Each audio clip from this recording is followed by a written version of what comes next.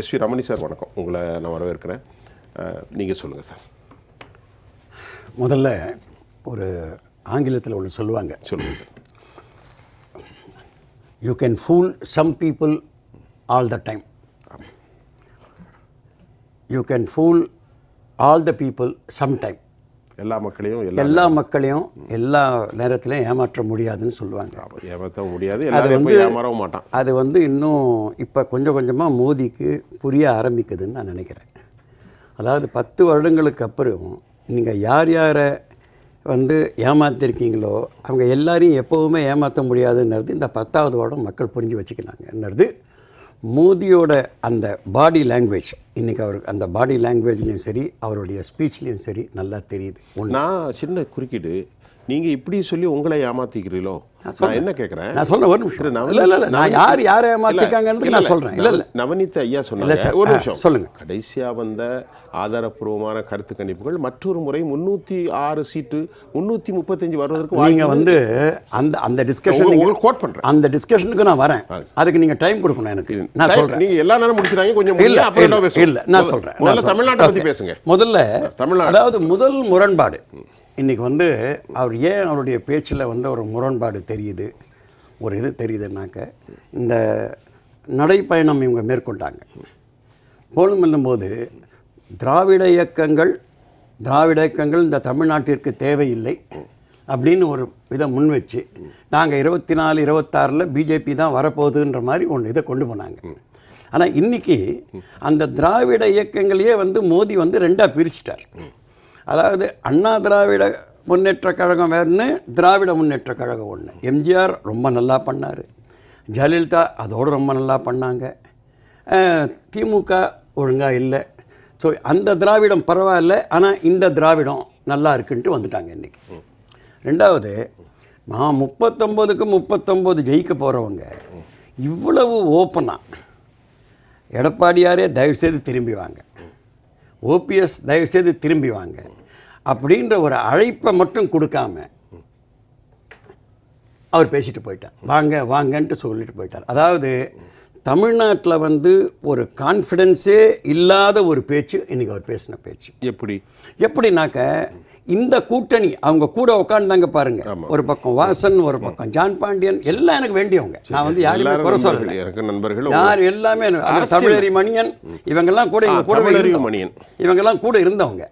ஆனால் நீங்கள் சொன்னது இவங்களுக்கெல்லாம் அவங்க ஊரில் அவங்களுக்கே ஓட்டு போட மாட்டாங்க. அப்படிதான் நிலைமை. அப்படிதான் இருக்குங்க நிலைமை. நீங்கள் எப்படி, ஏன்னா நான் தமாகாவை பற்றி எனக்கு தெரிஞ்சது வாசன் கூட தெரிஞ்சிருக்காது. அதனால் நான் சொல்ல, அதுக்கு மேலே நான் சொல்ல விரும்பலை. உங்களுக்கு ஏற்கனவே இந்த கூட்டணியை வச்சுக்கின்னு அவர் ஜெயிக்க முடியாதுன்னு தெரிஞ்சு இந்த மக்களோட, அதாவது தமிழ் மக்கள் anti Tamil, anti Tamil Nadu, anti Tamil people, இது மக்களோட மனதில் பிஜேபி தமிழ் மக்களை எதிர்ப்பவர்கள், தமிழை எதிர்ப்பவர்கள், தமிழ்நாட்டிற்கு நல்லது செய்யாதவர்கள்ன்ற ஒரு சைக்கிளை மக்கள் மத்தியில் அது கிளியர்.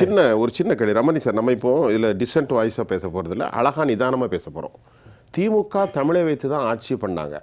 திரு கருணாநிதியுடைய ஆரம்பகால முழக்கங்களும் தமிழ் தமிழ் தமிழ்.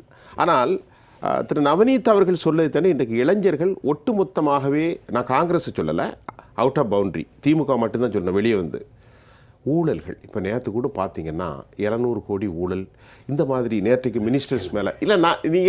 நான் என்ன சொல்கிறேன்னா, எந்த கட்சி மேலே ஊழல் இல்லை, நானே சொல்கிறேன். காங்கிரஸ் மீது ஊழல் இல்லையா, பிஜேபி மீது ஊழல் இல்லையா, ஏன் எல்லாரும் மேலேயும் ஊழல் இருக்குது. இருந்தாலும் இந்த விவகாரங்களை தாண்டி ஒரு மாற்று சக்தியை தேடுவது ஏன் போடக்கூடாதுன்னு பார்க்குறீங்க? நான் என்ன சொல்கிறேன், ஊழல் இருக்குன்னு நீங்கள் சொல்கிறீங்க, ஊழல் இருக்குன்னு பிஜேபி சொல்லுது. 2014 2024 10 வருடம் நீங்கள் ஆட்சியில் இருந்துட்டீங்க. எங்கள் மேலே நிலக்கரி ஊழல் இருக்குன்னு நீங்கள் சொன்னீங்க. எங்கள் மேலே டிஃபென்ஸில் ஊழல் பண்ணியிருக்காங்க யூபிஏலேன்னு நீங்கள் சொன்னீங்க. 2Gயில் நீங்கள் ஊழல் பண்ணியிருக்கீங்கன்னு நீங்கள் சொன்னீங்க. எதை உங்களால் ப்ரூவ் பண்ண முடிஞ்சது? ஏங்க 10 வருடம் உங்கள்கிட்ட இடி இருக்குது, சிபிஐ இருக்குது, இன்கம் டேக்ஸ் இருக்குது, இன்னும் என்னென்னவோ இருக்குது. அது இல்லாமல் அமித்ஷா இருக்கார், உங்களால் ப்ரூவ் பண்ண முடியல. ஆனால் ஊழல் இருங்க சார். ஸோ நான் என்ன சொல்ல வரேன், எந்த ஊழல் வழக்கு நிரூபிக்கப்பட்டிருக்குன்னு கேட்டீங்கன்னா ஊழலே நடக்கல. ஊழல் நடந்திருந்தாக்க ஊழல் நடந்த மாதிரி ஒரு பிம்பத்தை உருவாக்கி மக்கள் மனதில் வந்து நீங்கள் வந்து அதை ஒரு பாய்சனை க்ரியேட் பண்ணி நீங்கள் வந்து 2014 2019 ஜெயிச்சிட்டிங்க. ஆனால் இன்றைக்கி மக்களை தான் கேட்குறாங்க. 2G சொன்னீங்களே, எல்லோரையும் எடுத்து ஜெயிலில் போட்டிங்களே, ஏன் உங்கள்கிட்ட வந்து இடி வச்சுருக்கீங்களா? உங்களால் என்ன ப்ரூவ் பண்ண முடிஞ்சது? எந்த ஊழலை உங்களால் ப்ரூவ் பண்ண முடிஞ்சது? ஏன் செந்தில் பாலாஜி எவ்வளோ நாள் வச்சுருக்கீங்களே, என்ன உங்களை ஊழல் கொண்டு வாங்க, எஃப்ஐஆரை கொண்டு வாங்க, ப்ரூஃபை கொண்டு வாங்க, அவருக்கு தண்டனை கொடுங்க. ஊழல்வாதிகளை தண்டிக்க வேண்டும் என்பதில் வந்து எந்த விதமான கருத்து வேறுபாடும் கிடையாது. ஆனால் ஊழல்வாதிகள்னு பொய் சொல்லியே வந்து நீங்கள் வந்து ஆட்சிக்கு வந்துட்டு இன்றைக்கி வந்து நீங்கள் மறுபடியும் வந்து ஊழல் பண்ண போகிறோன்னீங்களே. நீங்கள் வந்து ஊழல் வந்து நீங்கள் வந்து செய்திருக்க வாய்ப்பு இருக்கிறது அப்படின்னு சொல்லிட்டு சுப்ரீம் கோர்ட் வந்து உங்கள் எலெக்ஷன் பாண்டில் சொல்லியிருக்கு. அது வந்து அன்கான்ஸ்டிடியூஷன்னு சொல்லியிருக்கு. அதில் எவ்வளோ ஊழல் நடந்திருக்குன்னு நமக்கு தெரியாது. நீங்கள் வந்து இன்னொன்று கேளுங்க. நீங்கள் வந்து இது வெப்சைட்டில் இருக்குது. நான் சொல்லலை. 2018லேருந்து 2023க்குள்ளே நீங்கள் 30 கம்பெனி மேலே வந்து EB, IT, CBI, income tax, CBI 3 பேர் மேலேயும் அவங்க பேரை நடவடிக்கை எடுத்திருக்கீங்க. 2018லேருந்து 2023 இந்த 30 கம்பெனிஸும் 2018லேருந்து 2023க்குள்ளே உங்களுக்கு 335 கோடி ரூபாய் டொனேஷன் கொடுத்துருக்காங்க. அதை பற்றி ஒரு ஒயிட் பேப்பர் உங்களால் கொண்டு வர முடியுமா? வெள்ளை அறிக்கை கொடுக்க முடியுமா? பாண்ட்ல வந்து நீங்க எவ்வளவு பணம் வாங்கியிருக்கீங்க? நான் ஒரே ஒரு கேள்வி, தயவுசெய்து நீங்க அப்படி ட்ரான்ஸ்பரன்சி இல்லன்னு சொன்னா நீங்க 1000 சில்லற கோடி வாங்குனீங்க. இல்ல நான் என்ன சொல்றேன், நான் கொண்டு வாங்கன்ற நானே. நீங்க ஒயிட் பேப்பர் கொண்டு வாங்க, எங்களுதும் வரட்டும், அவங்க வாங்கினதும் வரட்டும், அவங்களோட வாங்கின டொனேஷன் வரட்டும். நீங்க வந்து 2018க்கு முன்னாடி இந்த 30 கம்பெனி வந்து ஒரு பைசா டொனேஷன் கொடுத்தது கிடையாது பிஜேபிக்கு. எப்படி 335 கோடி கொடுத்துருக்காங்க? ஏன்னா எப்படி நீங்க மிரட்டி தானே வாங்கியிருக்கீங்க. ஸோ இது வந்து நீங்க ஊழலை பத்தி பேசுறீங்களா? பேசக்கூடாது, ரைட்டா? அப்புறம் அவர் சொன்னார், இன்னைக்கு வந்து பெரிய கூட்டமாக இருந்ததுனார். அப்படி ஒன்றும் பெரிய கூட்டமாக எனக்கு தெரியல. இருந்தாலும் வர கூட்டம் தான் ஓட்டு போடுனாக்கா 1971 காமராஜர் வந்து ஒரு மிகப்பெரிய வெற்றி அடைஞ்சிருப்பார். காமராஜருக்கும் ராஜாஜிக்கு வந்த கூட்டம் வந்து இன்னைக்கு வரல. அப்படி இருந்தும் கூட அவங்க மிகப்பெரிய தோல்வி தள்ளினாங்க. அதனால கூட்டத்தை வச்செல்லாம் நீங்கள் பேசாதீங்க. மக்களுடைய மன ஓட்டம் எப்படி இருக்கு? சரி, இப்போ ரமணி சார்ட்ட ஒரு கேள்வி நம்ம பேசுவோம். சொல்லுங்கள். இப்போ தமிழக அரசியலில் பாரதிய ஜனதா 2வது இடத்துக்கு வருவதற்கான வாய்ப்பில்லை. அது ஏற்படுத்தப்பட்ட மாயபிம்பம், அப்படி தானே சொல்கிறீங்க நீங்கள்? இன்னைக்கு வந்து மட்டும் பதில் சொல்லுங்கள். இன்னைக்கு வந்து சரியான மக்கள் வாக்களித்து சரியாக இயந்திரங்கள் இயங்கி இருந்தால் நடக்குமானால் இந்த தேர்தல். இயந்திரங்கள் என்ன சொன்னீங்க? எந்த இயந்திரம் உங்களுக்கும் தெரியும், எனக்கும் தெரியும். அந்த இயந்திரம் நடந்ததுனாக்க, கரெக்டாக தேர்தல் நடந்தாக்க பிஜேபி வந்து 180 சீட்டை இன்னைக்கு தாண்டலை. ஆல் இண்டியா லெவலில் நீங்கள் அதுதான் இன்றைக்கி இருக்கிற நிதர்சன உண்மை. இது திரு மோடி அவர்களுக்கு தெரியும். அதனால தான் வந்து அவர் வந்து அங்கே இல்லாத சீட்டை இங்கே கொண்டு வர முடியறதுக்கு முயற்சி பண்ணுறாரு. ஆனால் கண்டிப்பாக தமிழ்நாட்டில் ஒரு சீட்டும் கிடைக்க போகுது. ஆனால் 2வதுங்க 180 சீட்டை இதே ஊடகத்தில் நம்ம உட்கார தான் போகிறோம். நீங்கள் ரமணி சார்ட்ட ஒரு கேள்வி. நீங்கள் ஆல் இண்டியா காங்கிரஸ் தலைவர்களோடு, அதுவும் பேர் சொல்ல மாட்டேன், ஒரு நெருக்கமாக பேசக்கூடிய ஒரு தலைவர், அப்படி தானே? உங்களுக்கு அங்கே இருந்தது தகவல் உண்டா? உத்தரப்பிரதேசத்தை வச்சு ஆதாரமாக சொல்கிறீங்களே.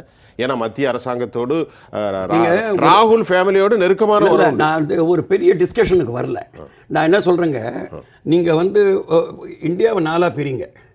அதில் வந்து குஜராத்லேருந்து ஹிந்தி பெல்ட் எடுத்துக்கோங்க. குஜராத், ராஜஸ்தான், ஹரியானா, உத்தராகண்ட், ஹிமாச்சல், டெல்லி, யூபி, மத்திய பிரதேஷ், பீகார், சத்தீஸ்கர் 230 சீட் இருக்குது. ஆமாம். இந்த 230 சீட்டில் வந்து பிஜேபி கிட்டத்தட்ட 150லேருந்து 160 சீட் வாங்கிடுவாங்க.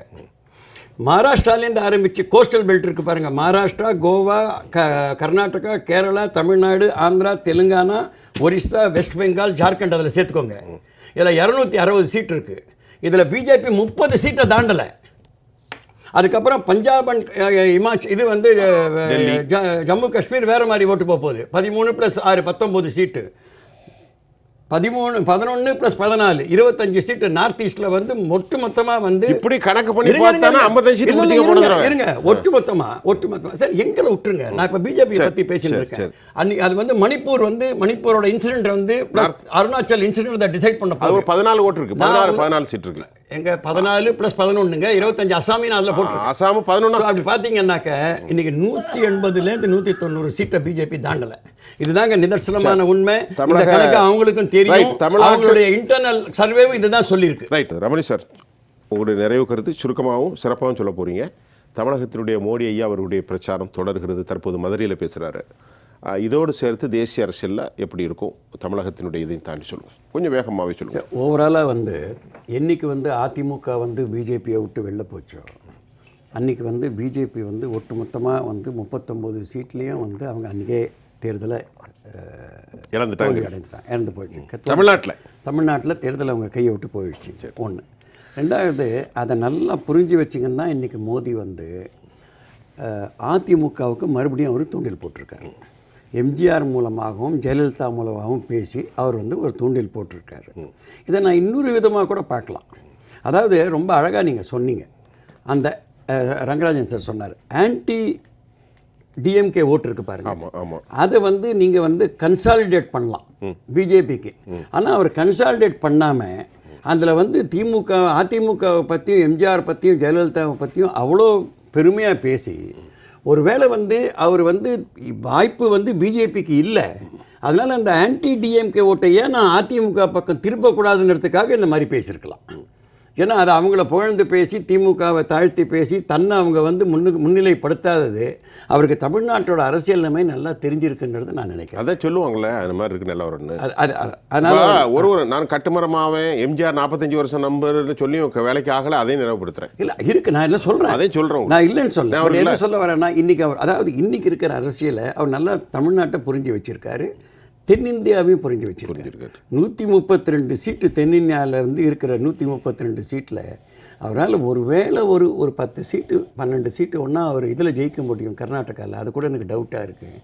மற்றபடி பார்த்தீங்கன்னா 132 சீட்டில் வந்து அவர் 15 சீட்டில் தாண்டுவார்ன்றது எனக்கு சந்தேகமாக இருக்குது. பிஜேபி ஆந்திரா, ஆமாம், ஆந்திரா ஒன்றும் இல்லை, தமிழ்நாடு ஒன்றும் இல்லை, கேரளா ஒன்றும் இல்லை, இன்றைக்கி தெலுங்கானா ஒன்றும் கிடையாது. இருக்கிறது ஏதோ வந்து பிஜேபி வந்து கர்நாடகாவில் மட்டும் இருக்குது. அதனால் ஆனால் அவர் சொல்கிற மாதிரி வந்து ஒரு தேசிய கட்சி வந்து இந்தியா முழுவதும் தன்னுடைய ஆதரவை வளர்த்துக்கிறதுக்கு அவங்க முயற்சி பண்ணுறாங்க. அதில் ஒன்றும் தப்பே கிடையாது, எந்த தவறும் கிடையாது, அதில் எந்த தவறும் கிடையாது, அதை நான் ஒத்துக்கிறேன். ஆனால் இவங்க வந்து எந்த அந்த ராமர் சீட்டுன்னு அவங்க அந்த ஹிந்தி பெல்ட்டு கவு பெல்ட்டு அவங்க யோசிச்சுருந்தாங்களோ அதுலேயே வந்து அவங்களுக்கு வந்து ஒரு மிகப்பெரிய எதிர்ப்பு அலை வந்து சைலண்ட்டாக ஒரு அண்டர் கரண்ட் இப்போ வீச ஆரம்பிச்சு. சின்ன விஷயம், புல்வாமா மாதிரி இப்போ ராம் கோயில் கட்டுறாங்க இல்லையா, அது மக்கள்கிட்ட கரப்ஷன் இருக்குது, பிரைப் இருக்குது, வேலைவாய்ப்பு ஜாப்லெஸ் இருந்தாலும் நம்முடைய பகவான் ராமனுக்கு ஒரு கோயில் கட்டியிருக்காருன்னு உணவும் இல்லையா, இஸ் இட் பாசிபிள்? நீங்கள் ராமருக்கு கோவில் கட்டினது வந்து ஏன் தமிழ்நாட்டில் தென்னிந்தியாவில் எடுபடலை? இங்கே இல்லை சார், அங்கே ராமர் வந்து தன்னுடைய நெஞ்சத்தை அதை தான் அங்கேயும் புரிஞ்சுக்கிறாங்க சார். ராமர் வந்து இன்றைக்கி இருக்கிற பார்த்தா 10,000 வருடம் முன்னால் இருந்தவர் சார். ஆனால் 1 கோடி வருஷம் முன்னாலேயே இருந்த மகாவிஷ்ணுக்கே இங்கே தமிழ்நாட்டில் கோவில் இருக்குது சார், வராகருக்கு இங்கே கோவில் இருக்குது சார், இங்கே நரசிம்மருக்கு இங்கே கோவில் இருக்குது சார். அதே மாதிரி தான் ராமருக்கும் இங்கே கோதண்டராமர் கோவில்லாம் இருக்குங்க. அதனால் மதத்தை வச்சு அதனால தான் அவங்களால வந்து சவுத் இந்தியா இன்னைக்கு வட இந்தியாவில் ராமருக்கு கோவில் வந்து பல இடங்களில் இருக்குது. அயோத்தியில் ஒரு முக்கியமான இடம், அங்கே ராமர் கோவில் கட்டிருக்காங்க. அந்த ராமர் கோவில் கட்டினதுக்கு நான் அவரை பாராட்டுறேன், அதில் ஒன்றும் நான் டவுட். நீங்கள் ஒரு பக்தரா? இல்லை, நான் ஒரு பக்தரா பாராட்டுறேன், நான் ஒரு இந்தியனாவும் பாராட்டுறேன். ஒரு ராமர் கோவில் இருக்கலாம், அது வந்து கோர்ட்டில் வந்து ஒரு முடிவு வந்த பிறகு, பாபரி மஸ்ஜித் முடிவு வந்த பிறகு அவங்க கட்டினதை நான் பாராட்டுறேன். ஆனால் நான் ஒருத்தர் தான் நான் கோவில் கட்டினேன், வேறு யாருமே கோவில் கட்டேன்னு சொல்கிறாருங்களே. நாங்களும் பல கோவில் கட்டியிருக்கோம் சார். நாங்கள் வந்து பாக்டா நீங்க பல கோயில் கட்டினால ஐயா தயவுசெய்து இன்டர்வியூ பண்ணல. நீங்க பல கோயில் கட்டினாலும் ஐயாவை மாதிரி ஒரு பெரிய ஆளுமையா வெளியே காட்ட முடியலையே. 2 நிமிஷம் ஐயா, நான் சொல்கிற கோவில் தான் கேட்டுக்கோங்க. நாங்களும் பாக்டான் அங்கல்ன்ற ஒரு கோவிலை கட்டியிருக்கோம், நாங்களும் ஐஐடின்ற ஒரு கோவிலை கட்டியிருக்கோம், நாங்களும் வந்து பல பப்ளிக் செக்டர்ன்ற கோவில் கட்டியிருக்கோம். ராமர் கோவிலில் நாங்கள் வணங்குறோம் அவருடைய அருளை பெறறதுக்கு. மற்ற கோவில்களில் நேரடியாக ஜனங்க பயன்படுறாங்க. ஆக கோவிலை வந்து நாங்களும் கட்டியிருக்கோம். அந்த மக்கள் வந்து இன்றைக்கி என்ன புரிஞ்சுக்கிறாங்கன்னா, கோவில் மட்டும் போரல, கோவில் தேவை, கடவுளுடைய அருள் தேவை. ஆனால் கடவுளுடைய அருள் வந்து மட்டுமே இருந்து என்னால் பண்ண முடியாது. எனக்கு வேலை வாய்ப்பு இல்லை. நீங்கள் 2 கோடி வேலை வாய்ப்பை கொடுக்குறேன்னு சொன்னீங்க, உங்களால் வந்து ஒன்றுமே பண்ண முடியாது வரைக்கும். அப்படின்னா 10 வருஷத்தில் 20 கோடி வேலைக்கு வேலை கிடச்சிருக்கணும். ஆனால் என்ன வந்து ரிப்போர்ட் வருதுன்னாக்கா கிட்டத்தட்ட 17 கோடி பேர் வந்து இன்னும் வந்து இதுக்கு கீழே வந்திருக்காங்க அப்படின்ற மாதிரி ரிப்போர்ட் வருது. ரைட்டா? உங்கள் எக்கனாமி வந்து நீங்கள் பெருசுன்றீங்க. 2004லேருந்து 2014 இந்த பேஸில் வந்து வெயிட் இது பண்ணி கூட உங்களால் வந்து சில தவறான உங்களால் டிமானிட்டைசேஷன் மாதிரி இதனால் வந்து உங்களால் வந்து அதை முன்னுக்கு கொண்டு போக முடியல. ஒரே நேரம் முடிஞ்சு 3 நிமிஷம் 2 பேர் பேசணும் சார். ஆமாம், நான் ஒரே நிமிஷம் நான் முடிச்சிடுறேன். அதனால் இல்லை அவர் வேலை முடிச்சிடுறேன். 15 கோடி ரூபாய் நீங்கள் 15 லட்சம் ரூபாய் கொடுக்குறேன்னு சொன்னீங்க, கருப்பு பணத்தை கொண்டுறேன்னு சொன்னீங்க, விவசாயிகளுக்கு 2 மடங்குன்னு சொன்னீங்க. எதுவுமே நடக்கலைன்றது மக்கள் புரிஞ்சு வச்சிருக்காங்க. அதனால மக்களுக்கு வந்து மோடி அவர்கள் வந்து கோவில் கட்டியிருக்கலாம், அவருக்கு வணக்கம்.